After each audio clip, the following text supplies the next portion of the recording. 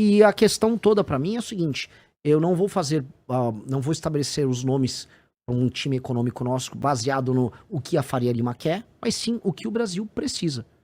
A Faria Lima, muita gente na Faria Lima quer, por exemplo, que a questão das terras raras, como eles são curto-prazistas, seja assim, vamos ver um marco regulatório que ajude alguém a vir aqui, botar umas minas e levar aquilo embora. Entreguismo, né? É isso. Entreguismo. É isso. O entreguismo é a coisa mais fácil do mundo. Faz preço pra Faria Lima falar que eu vou privatizar a Petrobras. Eu não quero privatizar a Petrobras. Então, eu não estou afim de fazer preço com eles a todo custo. E esse é o ponto que é central. Ninguém tem uma reforma fiscal, que isso eles amam, mais ousada do que eu. Dito isso, todo o restante, vamos sentar e conversar. Porque a gente tem que ter, aí sim, um projeto de Brasil, que acho que é uma coisa que a pergunta inicial do Cerejão. Onde eu quero chegar com isso? Se eu aumentei minha capacidade de investimento, eu gerei uma segurança, uma perspectiva futura pro Brasil, e as pessoas conseguem andar na rua sem ter o celular roubado, aí eu posso começar a imaginar como resolver os assuntos. Como entrar nos grandes temas. E tem um acelerador nesse processo, que é essa questão das terras raras. Só que essa é uma discussão soberanista sobre terras raras. Porque é sobre, não como o Brasil, ou como empresários brasileiros ganham dinheiro com isso, e sim como o Brasil se reencaixa numa nova cadeia produtiva global, de maneira soberana, e aproveita que ele tem meio que, o Sérgio me corrija, 20% das reservas globais desses minerais aí, o Brasil é a segunda maior reserva do mundo, 24 milhões de toneladas, né? Só perde para a China, e a terceira, que é a Índia, é 6 milhões, né? Então, assim, o Brasil, ele é uma posição do Brasil, ela é violenta, e fora que tem coisas aqui que só tem no Brasil, né? Nióbio, por exemplo, é Araxá, a maior reserva Posso do mundo. fazer uma pergunta? Nióbio é uma terra rara? Ou não é? Não. Ele tem um estado igual o quartzo, que tem aquele quartzo super clean que tem nos Estados Unidos. Terras raras mesmo, do ponto de vista, assim, né, químico e tal, são só aqueles 17 elementos ali, liderados pelo lantânio. Lantanídeos. São os lantanídeos de Minas, né? Durante muitos anos na geologia, a gente sempre chamou eles de lantanídeos de Minas. Porque o lantânio é o principal, e o lantânio, para quem não sabe, é um dos principais elementos hoje para fazer bateria. Entendeu? A bateria de lantânio. Aliás, depois eu tenho que perguntar esse negócio aí, porque, por exemplo, em Minas Gerais, eu conheço pelo menos umas 50 startups, entendeu? Que já estão recebendo grana de fora para desenvolver, por exemplo, bateria de lantânio. Em Minas Gerais tem muito desenvolvimento de bateria de lantânio. Bateria. Mas a gente pega o elemento igual o lítio, né? O lítio você transforma em bateria. Pergunta bem clara. Agora, pra você, deixa eu fazer, não é uma sabatina, mas assim, com você, mas o processamento desse lantânio. Não, calma aí. Nós vamos chegar no processamento. Que pra mim é o grande problema. Esse é o problema. Esse é o grande problema. Como é que eles estão numa outra etapa se eles não têm a etapa do meio? Não, aí eu vou chegar nesse negócio pra você. O que acontece é o seguinte, você perguntou do nióbio e tal. É que o que a gente fala é o seguinte, a gente chama de terras raras e minerais que são hoje fundamentais. Por exemplo, o lítio não é uma terra rara, mas ele é um mineral bom. Parte do cobalto também. Cobalto, lítio, tório, entendeu? Não é terra rara também.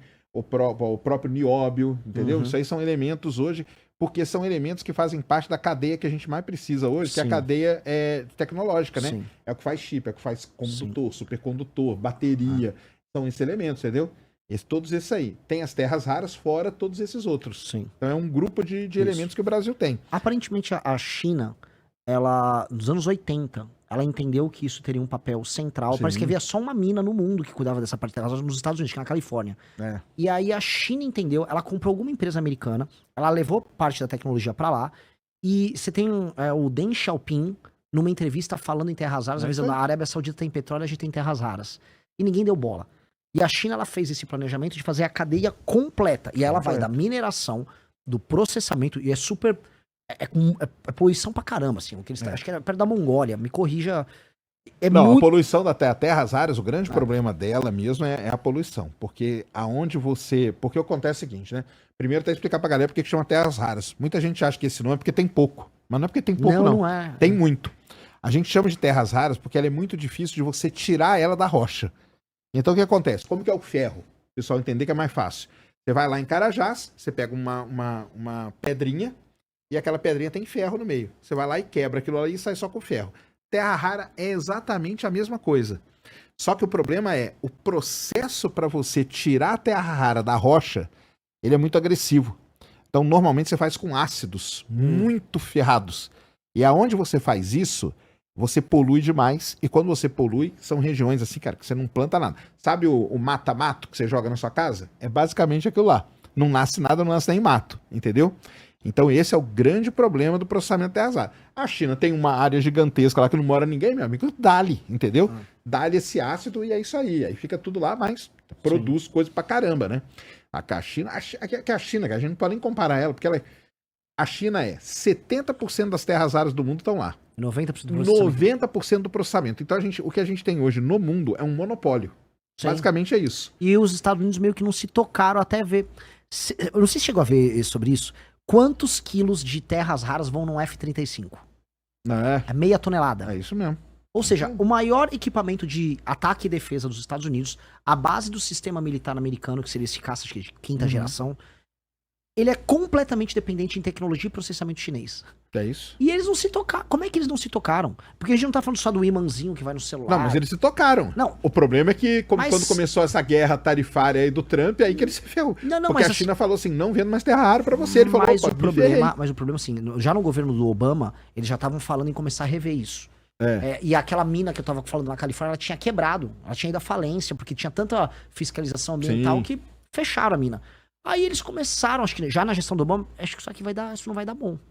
E agora, na questão do Trump, a China, você quer brincar? Irmão, você quer brincar mesmo? E aí eles entraram em pânico. E aí que entra o Brasil nesse cenário? Exatamente. O Brasil entrou num jogo. Só que assim, se nós tivermos uma boa liderança, uma boa presidência, a.k.a. espero que seja eu, você consegue transformar isso numa oportunidade gigantesca. Porque tem uma coisa que eu vejo igual na questão da inteligência artificial. Uma coisa é a inteligência, fazer um caça F-35, desenvolver ele da prancheta até a concepção final e entregar ele com uma fábrica funcional com um preço viável, vamos colocar aí. Uma coisa é fazer o cloud, é fazer o chat GPT. Tô falando de duas indústrias diferentes.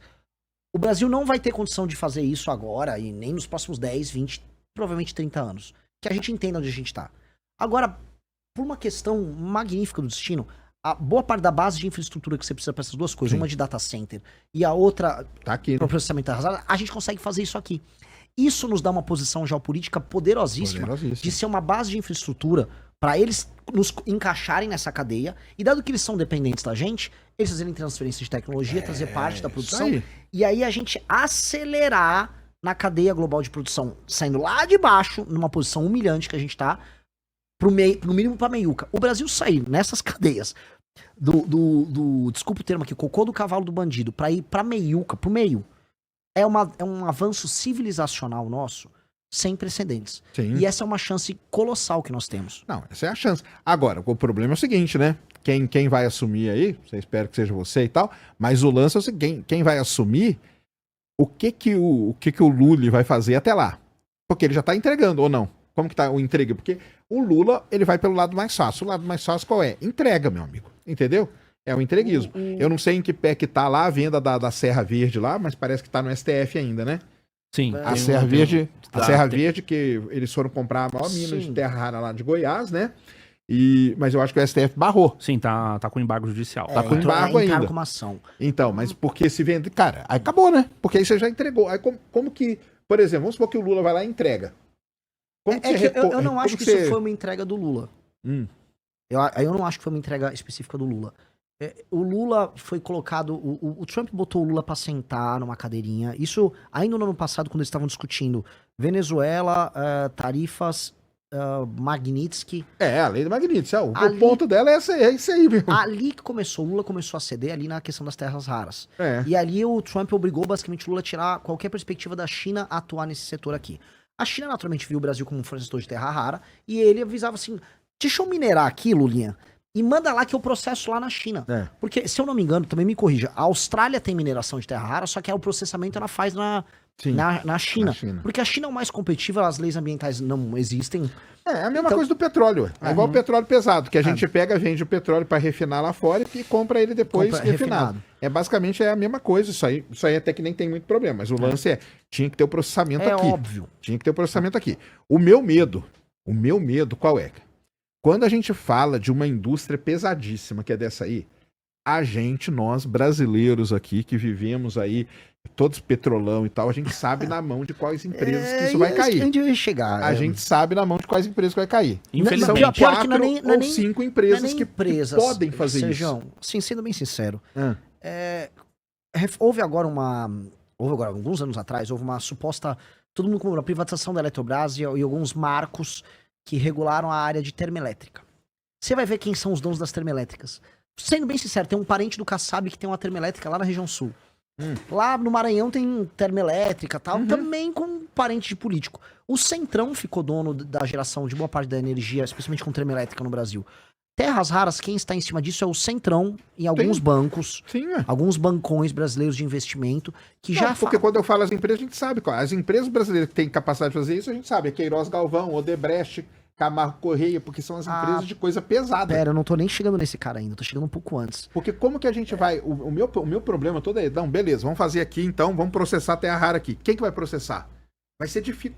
Qual empresa que teria... Porque essas Pelo empresas... que o Renan falou, tem sempre um intermediário. Tem um intermediário Tem ligado a políticos do Centrão. Tem um agente político ligado a... Elas são sitiadas pelos políticos, não, claro, mas eu não tô nem chegando nessas empresas. Elas estão lá...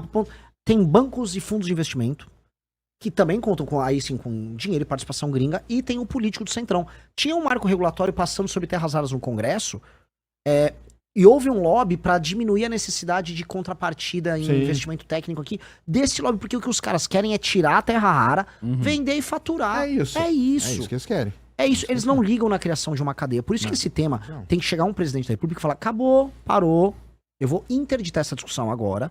E aí sim, nós temos que ter um marco regulatório e a gente tem que se posicionar geopoliticamente. Porque isso aqui é sobre relação geopolítica. Os Estados Unidos têm que entender. Meu amigo, você tem que fazer um F-35 com terra rara, com os ímãs e tal, extraídos daqui do Brasil, ok? E dito isso, uma parte da produção, a extração, o processamento, vai demorar anos pra ter esse processamento em escala, não é que é fácil. É tipo 10 anos pra montar. Por isso que o que eu falo, né, com o pessoal, que é o seguinte, né? O pessoal até pegou, né? Eu falando e o Renan respondendo. O pessoal montou. Porque é o seguinte, o negócio de terras raras, você tem que ter um planejamento de curto, de médio e de longo prazo. Então tem várias coisas que você pode fazer nesse período aí. Eu falo pra todo mundo, o exemplo maior que eu dou, eu não gosto de dar exemplo nenhum de país que é fora da nossa realidade. Eu dou o exemplo do Vietnã. Ah, eu também. Adoro falar do Vietnã. Porque o Vietnã é um país ferrado, um país que foi destruído pela guerra, e eles têm um planejamento de curto, médio e longo prazo para terras raras dele. Entendeu? Eles sabem o que eles vão fazer daqui 2 anos, daqui 5, daqui 10. É isso mesmo. Então, o negócio é o seguinte, óbvio que o mais fácil é o quê? Cara, vende tudo isso aí, entrega essa porcaria aí, eu não quero nem saber disso aí. Que é o histórico brasileiro. O histórico brasileiro é esse, entendeu? Mas aí, como que a gente, nesse ponto, a gente nunca senta, o que eu brinco com o pessoal é o seguinte, né? Quem tem criança em casa e tem Natal, senta os adultos e aí você pega e dá um prato de macarrão para as crianças ali na mesa de criança. Tem a mesa das crianças. O Brasil, ele tá sempre na mesinha das crianças ali, entendeu? Ah, Brasil, tem terra rara aí? Tá aqui, ó, cara, ó, toma essa grana aqui, ó, e fica quietinho aí na mesinha das crianças, cara, não enche nosso saco não, entendeu? E o lance é esse, entendeu? É isso. E a criança depois diz, amanhã eu tô jogando futebol, olha eu lá jogando na Copa. É isso mesmo. E ainda perde. É isso. Qual que tem? Calabresa, mussarela, atum com queijo. Franguinho. Então o lance, cara, é esse que é a parada, entendeu? Como tirar, pra mim é isso também. E como tirar da mão dessas empresas que a gente sabe que se elas estiverem aí, são empresas que já são sitiadas pelos partidos, boa parte é do Centrão mesmo, a gente sabe disso, entendeu? Você tá falando que vai ter corrupção igual teve... Cara, imagina, vão ser projetos, cara, que você não sabe nem escrever o número de tanta grana que vai ser. O Sérgio, ele viveu o escândalo do Petrolão. Não, eu tava dentro da Petrobras. O escândalo do Petrolão. Eu estava dentro da Petrobras o dia que foram atrás do Cerveró. Conheci o Cerveró pra caramba, eu trabalhava com ele na Internacional. E o maior escândalo lá, que é a Abreu e Lima, né? Abreu e Lima. O Sérgio tava lá também. Bastante também. Então o lance é o seguinte, cara, pra mim é como tirar da mão desses caras aí. Entendeu? Por exemplo, tá lá, não, vamos fazer aqui e tal. Como que nós vamos fazer? Como que nós vamos tirar da mão dessas empresas que a gente sabe qual é o final da história? Entendeu? Esse pra mim que é um dos grandes dramas que a gente tem. Tomo Coca Zero. Olha que pizza gostosa, viu? Eu tô bem feliz com a pizza. Aí sim. Eu tinha comido. Maravilhosa. Bom, basicamente, Sérgio, você está descrevendo o nosso capítulo sobre terras raras do livro amarelo. A gente tá falando de ter um plano de investimento de 20 bilhões. 10 bilhões via BNDES, e entendimento geopolítico de entender com quem nós vamos montar essa cadeia. Não será com a China, porque a China já tem a cadeia dela. Uhum. E a China, se reeleger o Lula, a China vai querer ver o Brasil subalterno à cadeia dela, exportando no máximo aquele composto que não tem, acho que não tem a separação, né, das terras. Sim, é o óxido, né, que é o do meio ali. O Trump já avisou que mesmo se o Lula ganhar, não vai acontecer, que aqui é a zona de interesse americano.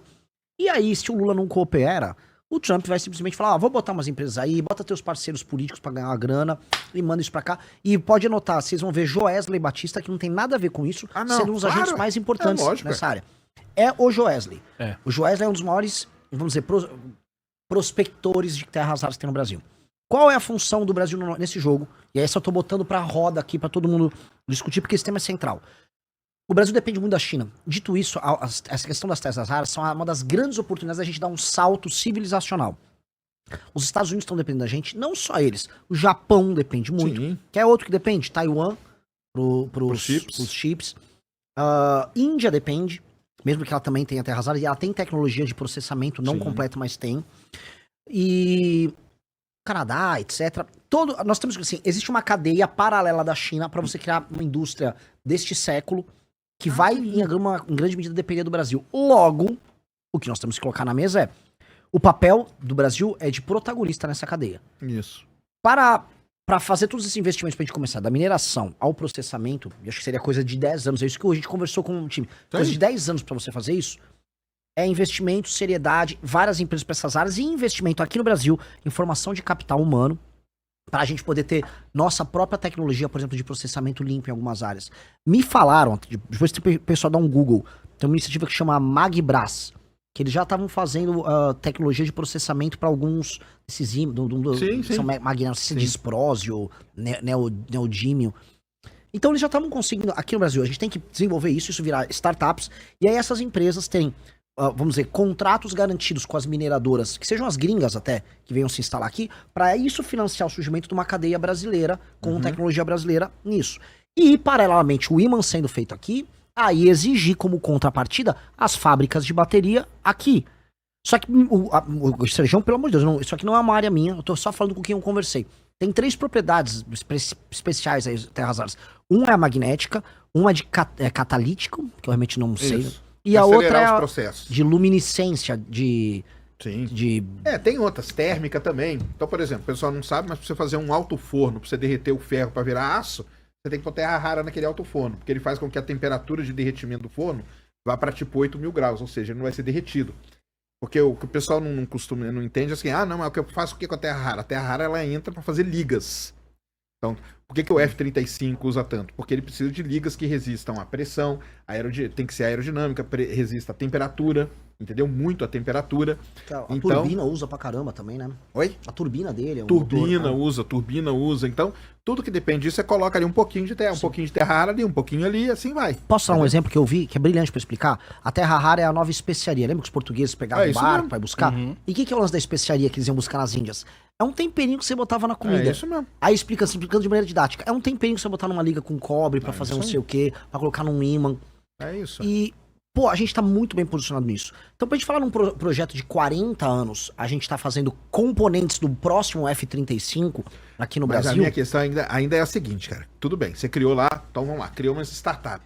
Como que você vai impedir que uma Camargo Correia, por exemplo, entendeu? Chegue e fala assim, quer saber? Tá aqui, ô Júnior, você tem uma startup? Acabei de parar aqui, meu amigo, uma carreta de dinheiro pra você. Entendeu? Que é o que os caras fazem. Os caras fazem isso, entendeu? Tem dinheiro dos caras nos negócios, cara, é porque, eles sabem que vão vingar. É lógico, cara. E por quê? Porque eles veem, cara, uma oportunidade muito grande de roubar nisso aí. É muito grande a oportunidade de roubar, cara. Assim, eu acho que se a gente continuar trabalhando Como que protege? Se a gente continuar operando apenas na lógica atual de Brasil, em que você não tem marco regulatório que impeça, por exemplo, corrupção pura e simples nesses contratos que envolvem recursos naturais, realmente nem vai ter a cadeia aqui.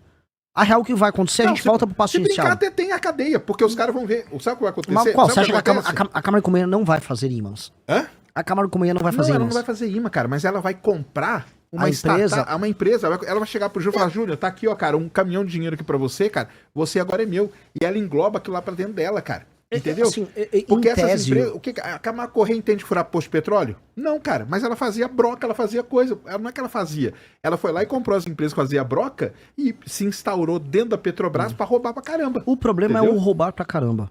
Assim, esse mercado no mundo todo não tem tantas empresas. Na China são empresas que tem o governo chinês como sócio. Sim, mas aí é porque isso. E o governo chinês está como sócio. Mas aqui não vai ser, né? Aqui não vai ser com o governo chinês como sócio. Não, aqui agora, o governo Lula acabou de tirar a Terrabras, né? Não vai, sim, não vai mas o problema da Terrabras, a gente entraria em outros problemas que acabam gerando Camargos e Correias também. Sim, não, mas o Terrabras parece que ele vetou, né? Vetou. Não, o Congresso também não estava muito a favor da Terrabras, não. Né? O problema todo, quando a gente olha essa discussão toda marcos regulatórios que envolvam, para além da questão das terras raras, que envolvam corrupção pura e simples, envolvam você comprar um agente dentro de uma empresa pública ou uma pessoa dentro de uma agência regulatória. Isso tem que ser brecado. Porque, por exemplo, e o cara tem que ser muito preso. Eu não gostei que você falou do tal do BNDES, cara. Porque pra mim o BNDES foi um dos principais responsáveis pelo petrolão na época lá. Mas entendeu? Vamos colocar aqui. Pra mim, a primeira coisa que fazer era acabar com os BNDES, tá, mas cara. Quem financiaria isso aqui? Aqui? Não, aí tinha que arrumar, né? Não pode ser. Não, mas o BNDES, cara, o problema do BNDES é porque o BNDES já tá sitiado, cara. Na prática, o BNDES, depois que ele foi saneado, ele não tá apresentando grandes problemas hoje em dia. Ele é um instrumento que o governo tem para fazer investimento de longo prazo. Porque a grande empresa que ele pegava era a Petrobras acabou praticamente com o setor exploratório dela, cara. Voltou agora agora lá com a margem equatorial, entendeu? Não, mas você acha que eles não voltam, cara? Não, assim, a questão que você tá confundindo pra mim é a questão da corrupção e da troca de favores ali dentro. Isso. Você tem que ter leis que envolvam crime de colarinho branco muito duras. Isso é uma coisa. A outra coisa é um instrumento que você tem hoje à disposição para fazer investimento numa área crítica. Ter um BNDES não significa que ele será necessariamente corrupto. Nós temos que, aí sim, necessariamente ter leis muito duras pro crime de colarinho branco. Porque no Brasil você não vai preso por crime de colarinho branco. Porque vamos lá, cara, ó. Não tem, você vai corromper um agente público. Porque o problema, Sejão, que se eu for falar nesses termos, eu não vou fazer nenhuma política pública no Brasil. Porque todo mundo é passível de ser corrompido. Porque vamos lá, a ideia que a Dilma teve na época dela, que foi criar a tal das Champions, certo? Qual que era a principal coisa da Champions? Ela podia ir lá no BNDES pegar dinheiro. Sim. Certo? Mas eles eram parceiros de negócios deles. Que era um negócio. Mas aí o que aconteceu? Aconteceu, o maior caso de corrupção da história. Mas esse é o ponto. Eu acho que nós não temos que ter os parceiros de negócios, nós temos que ter regras muito claras. Porque no fim do dia, as regras ali, elas eram subjetivas e os parceiros do governo foram beneficiados. Hoje você tem que ter vamos dizer, qualquer um que esteja claramente comprando o apoio de um empresário para oferecer um empréstimo para ele, que às vezes ele nem mesmo não paga, que foi aquele esquemão que rolou naquele período, isso tudo tem que ser preso. O problema é que a gente não consegue fazer nenhuma política porque a gente basicamente imagina, com razão, que hoje, da maneira como nós estamos, tudo vai dar em roubalheira. O caso Master tá se encaminhando para uma Master Pizza. Mas isto é um problema nosso de, assim, a nossa questão de lei e ordem é um caos. Só que se eu não... Vamos colocar aqui. Se eu imaginar que nada poderá ser feito porque tudo vai terminar em corrupção, claro. Então nada poderia... Nada, eu tiro a candidatura. Então eu tenho que ter, vamos dizer, leis muito claras no enfrentamento a crime de colarinho branco, corrupção de agentes públicos, e paralelamente eu tenho que aplicar, vamos dizer, investimentos bilionários numa área que pode fazer o Brasil se tornar um país sério. Senão, não existe mais Brasil. Se eu falar que isso está impossível, está inviabilizado, não existe nenhuma discussão. Posso começar, Sacani? Pode? Pode fazer? Caso você seja eleito, seja o próximo presidente do Brasil, o próximo presidente ele terá, talvez, entre 3 até mesmo 4 indicações do STF. Vai ser um presidente com grande capacidade aí de mobilização aí na Suprema Corte. Você já sabe o perfil de quem você pretende indicar? Tem a possibilidade de você falar assim, o porquê você pretende indicar, por exemplo, a partir desse perfil, já que a gente está falando de indicações que são já para a Suprema Corte, ou seja, não vai ficar só para o seu governo, né? Não é indiferente de uma indicação de ministério, por exemplo. Pode comer, faz parte. Pede o like aí, galera. Ó, deixa o like aí na nossa transmissão, tá bom? Manda seu superchat. São 30 mil pessoas, 31 mil pessoas aqui com a gente, só tem 21 mil likes. Baita pizza. E manda aí o Live Pix pra gente também. E vamos dar um tempinho pra ele comer o resto da pizza aí. Eu vou responder, porque não parece que eu tô enrolando, não é? Não. O critério é bem simples. Não pode ser um neoconstitucionalista. Primeiro de tudo. que é um neoconstitucional? É alguém que acredita que a função essencial da Suprema Corte é inovar em temas que acabam protegendo os direitos difusos, direitos humanos, assim, assado. Que é o que fez, por exemplo, com que o Barroso ficasse criando interpretações sobre os mais diversos temas, influenciando os outros ministros do STF e fazendo que a Suprema Corte se tornasse um agente político, que é quase uma última instância na aprovação de qualquer projeto de lei que passa na Câmara com a assinatura do presidente da República, na Câmara, no Senado. O processo legislativo sempre termina no STF. Isso tem que terminar. Essas interpretações em cima de julgados tem que morrer. Então não pode ser... Sim, a questão do IOF vai lá pro Congresso, é barrado, e aí o STF vai lá e resolve. Tem que ser uma pessoa que seja favorável à implementação de um código de ética muito estrito no STF e favorável às reformas no STF que nós queremos fazer. Tem que ser uma pessoa que de start não tem parentes com escritório de advocacia para fazer negócio com eles e que, nesse sentido, sendo ele um legalista e não um inventor, ele entenda que o papel do próximo presidente da República, no caso que eu estaria indicando, é devolver ao STF as suas prerrogativas essenciais e iniciais, que é cuidar de temas abstratos ligados à constitucionalidade. Ponto. E ele tem que não se opor ao presidente da República quando o presidente da República, junto com o Congresso Nacional, regulamentar o que o STF não pode fazer. Que é ter escritórios tendo negócios com todo mundo, como eles fizeram com parentes de ministros, ter essas decisões monocráticas que acabam criando, vamos dizer, feudos de poder ligados aos ministros do STF, um filtro de entrada para que apenas temas ligados a questões estritamente constitucionais rodem no STF e ele não ser hoje uma corte de tudo. Hoje você tem 8 mil ações no STF. Se eu não me engano, na Suprema Corte Americana é coisa de 50. Não 50 mil, 50. E aí esses temas que são mais abstratos, aí eles são... Tem temas, obviamente, materiais ligados à vida cotidiana americana, mas você não fica virando uma última instância para qualquer coisa. Isso outorga muitos poderes. O principal para retirar o poder político do STF, criação de uma corte política para julgar os deputados e senadores, que não seja o STF. Essa corte política pode ser composta por desembargadores com mandatos de 2 anos, e eles vão ficar com os casos do famoso foro privilegiado que envolve deputado e senador. E aí retira do STF essa faca no pescoço que ele tem das pessoas que fiscalizam ele, que por excelência são os senadores. Essas indicações que teriam que apoiar publicamente essa agenda seriam indicações, portanto, que facilitariam a recolocar o STF num papel que é fundamental no modelo republicano como o nosso. Ser guardião da Constituição é fundamental, senão também, na prática, o espírito de quem fundou aquela Carta Constitucional, por mais que a nossa Carta Constitucional não seja grande coisa, seja mantido. Então, sim, esses seriam os critérios. Você apoiaria a criação de uma nova Constituinte? Sim. De imediato, uma nova Constituinte? Não de imediato. No imediato eu preciso fazer aquela base que eu comentei. Fazer a base, ganhar popularidade, legalidade, para poder... E explicar, olha, agora pra gente dar o grande salto é com isso. Porque grande parte das suas ações, ali, quando você fala de prisão perpétua, até mesmo pena de morte, essas coisas são coisas que você esbarra na Constituição ali, né? Então você precisa... Pena de morte é cláusula pétrea. Aí eu teria precisado de uma nova Constituição. As outras reformas que são PEC são emendas à Constituição, portanto eu posso alterar a Constituição. Então, boa parte das ações que eu tenho que fazer num primeiro mandato nosso, são ações que envolvem alterar a Constituição. Agora, alterar a natureza para uma Constituição mais simples, eu preciso de uma nova Constituição. E essa discussão precisa começar a ser feita no Brasil. Porque hoje no Brasil, tudo está na Constituição. Logo, tudo se torna matéria muito complicada de ser tratada. Isso dá hiperpoderes ao STF, porque se tudo é matéria constitucional, o STF trata de tudo, e é por isso que eles tratam de tudo, até a taça das bolinhas do Flamengo, de 1987, o Campeonato Brasileiro. Assim como, para você conseguir alterar qualquer política econômica no Brasil, é um inferno. Você precisa de uma votação da maioria qualificada constitucional para você conseguir passar isso. Então, é um inferno. Na prática, passar qualquer coisa faz com que o presidente... Se torna muito difícil, faz com que o presidente tenha pouco poder. Nós precisamos de uma Constituição que outorga ao Poder Executivo poder de fazer as coisas. Então, esta é uma segunda etapa necessária. A gente só vai ser uma daquelas 5 nações mais importantes do mundo se nós também endereçarmos essa questão, porque hoje a gente tem uma Constituição que ela dá muito poder para as oligarquias locais e regionais, o famoso centrão.